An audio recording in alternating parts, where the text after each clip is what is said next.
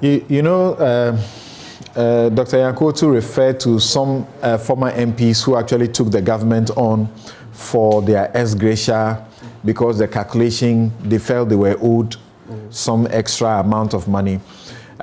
This was the report on the 28th of March 2017 by the Finder newspaper. 40 ex-MPs sue government for 10 million Ghana cedis.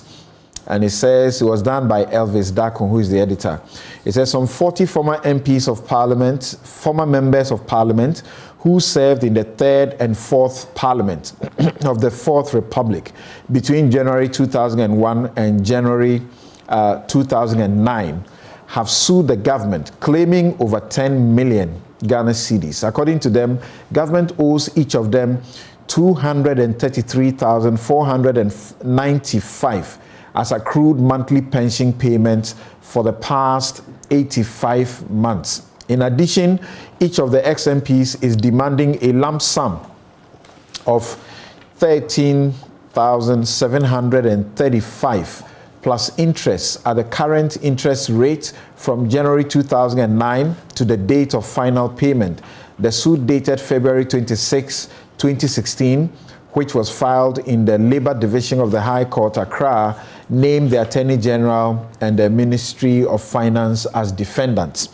Now, I don't know if a portion of this found itself somewhere in the Supreme Court or so, but it doesn't seem to have been determined. And then, I don't remember the facts. And then you had the Auditor General, who eventually, it looks like eventually some people had money to get the Chief of Staff to order that the payments be made. If you remember Daniel Domlevo, this matter came up. Safomafu and the rest of them were included and issues were raised. And the Auditor General says you cannot be paying these amounts, and matters came up. So as far as these people are concerned, this is an entitlement that, you know, nobody should toy with. Martin. That's not true. In the Supreme Court also, there's another case over the Ex-Gratia. I think that was filed in 2017. It's Eli Klim Agbamava versus Attorney General on Article 71. It doesn't appear also that one to the Supreme Court has determined it. There are people who raise issues whether they will not determine it because it affects them, you know. Yes, I think there's one of them they lost to. Okay, let me. There's one of them they lost in there. I think it's the ex-MPs. Yeah, the ex-MPs one. Yes, it's lost. It's lost. Yes. So you say that the ex-gratia cannot be touched. Well, no, it can. It can, and that's how come I'm happy we have Dr. Nyakutu on the panel here, so that he should tell us. You know, Dr. Nyakutu as a consultant to the Professor Ntiamoa Bedu committee.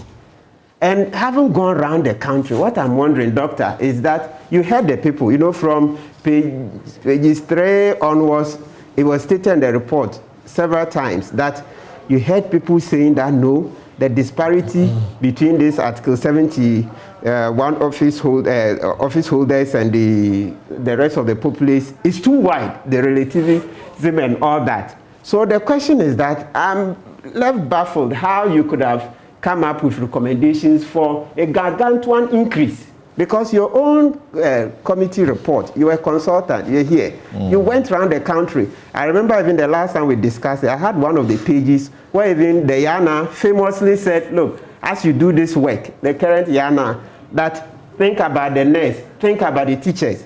And yet you're the same people who came with these gargantuan sums. And today you're on the panel saying what? And don't forget, you even stated, you even added to it. Let me quote Yana's bit for you. What he I'm interested, yes. Yana. As you consider emolument of the president, ministers, and MPs, do not forget the teachers, nurses, and the farmers. Thank you. Without whom our education and health will be compromised and the nation will starve. Oh, you are. That's it. Look, Sam, sometimes if you see your former teachers and you're like, but this man taught me, yeah? And today you see his standard of living is far below yours. So you see that disparity. And that's what the Yana is talking about. We quoted the last. I'm happy you brought it. So, Dr. Nyakutu, you guys appeared very pliant. You didn't seem to have your own independence, because if you had your own independence, from the way you are talking on the panel today, I would have expected that you'd have come out with something very rigorous, something very acceptable to Ghanaians. And so it comes back to the question here, Sam, is the whole structure of our society. It's our society. There's a problem. We don't have enough honest people. I think one day you did your take on honesty. We don't have enough honest people in our system. That's the basis of all this. So that's how come the unbridled greed is expanding. We don't have enough honest people in our society. We don't have role models. Look, ask young people. Not many will know that even a sitting president, Lieutenant General Joseph Atta Ankara, resigned over a small sum. When you read history, it's about 6,000 cedis. The equivalent, somebody was saying, maybe not more than $15,000. Yet, as a sitting president of Ghana, head of state, he had to resign. Whether his colleagues forced him or not, he resigned. So if we take the view that his colleagues forced him, so it means that today, we as citizens, we lack such honest people. So you see how come I keep saying that the Council of State has to give its advice openly? The Council of State has to give its advice openly, because there are a number of things the current president has done, previous presidents have done. We've not heard the Council. And meanwhile, the Constitution itself says that they, on their own initiative, can do things. And so they should bring it publicly. Sam, you just sent me something that shows that a committee in the UK, this pandemic, they advised the Prime Minister, and they put it out publicly, that this is what we've told the Prime Minister. SAGE, Scientific Advisory Committee, SAGE, you can Google it. So what I'm saying is that so far, the main problem, the reason we are looking for new laws all over the place is that as citizens, there's a deficit in us. And it appears it's our culture. Look, Sam, for the avoidance of that, let's read something from the Constitution Review Commission report, page 778, about how Ghanaians behave. 778 tells you we see something, then we look in the opposite direction. That's how we are. Then we turn back and then blame politicians. We are all part of this. 778. Look at this. It says, the commission observes that a recent survey by the Ghana Integrity Initiative found that about 70% of respondents had been involved in bribery, in one form or another. And moreover, that 90% of them looked on unconcerned when corruption occurred in their presence. 90% looked on unconcerned. And I tried to say the local proverb in Tree the other day. Something like, if you see somebody, an Ashanti man, plundering the state to take to Kotoko, that's going back home, don't put spokes in his wheels. Don't go and report. So there's that thing that, no, we don't want to report. So Sam, you see, I'm tempted to go back to declaration of assets and the rest. So all of these, they have one mother. And the one mother is that the Ghanaian, we've not created a system that extols and praises heroes, like what Toby is done, like what General Ankara did, resigned over $15,000.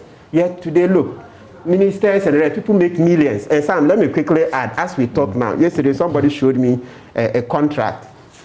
There was a chief executive of one of these public development authorities. He signed a contract for 5-point-something million. Then he had to leave office. His successor comes, and the contract has been increased to 10 million. And then they put this predecessor chief executive's signature. So like what he signed. So there's a signature. You've seen that story. No, I've become aware of it. Yeah, so let's narrate it. I've been dealing with this privately. So Ghanaians, no, it's good. So that we see this attitude that will not report. So a chief executive signs a contract for $5 million. Then there is an appendix, or call it an annexure. That place, you cannot sign the signature. So bureaucrats and public officers together, whoever, now take the part that you can change figures because there's no signature, and double the contract to 10 million. And yet, this chief executive signature is still at page 2.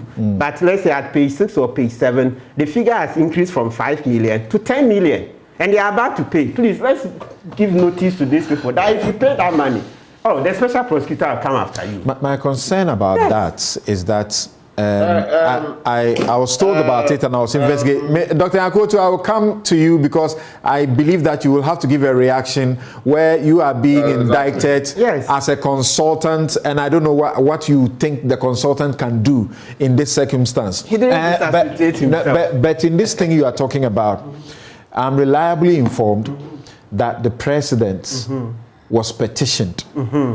A full petition with all the information, sufficient particulars to the presidency.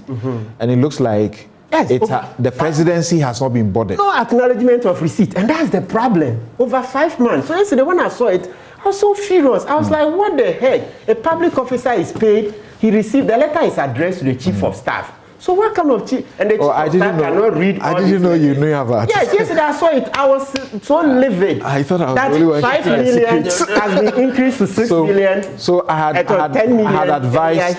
I had advised that beyond the report to the presidency, and after how many months no action appears to have been taken. 5 months. I advised that the matter should be taken to a certain quarters where criminal processes would have been triggered. That's the advice I gave on this matter. Yes, and I saw it yesterday. I said, look, Kisia Jabin will deal with this in 10 minutes because I'm sure even for him as a special prosecutor, he will need a case that he can finish quickly because the president has been petitioned over 5 months. This kukwasa, very lackadaisical. By the end of the month, people will get paid. Are we saying that nobody read the letter? And so many people were copied. So from 5 million, the contract is being inflated to 10 million. And that's what is killing us. You see, so here we are, this kind of society that 90% will look on when they see corruption. What do you think will happen?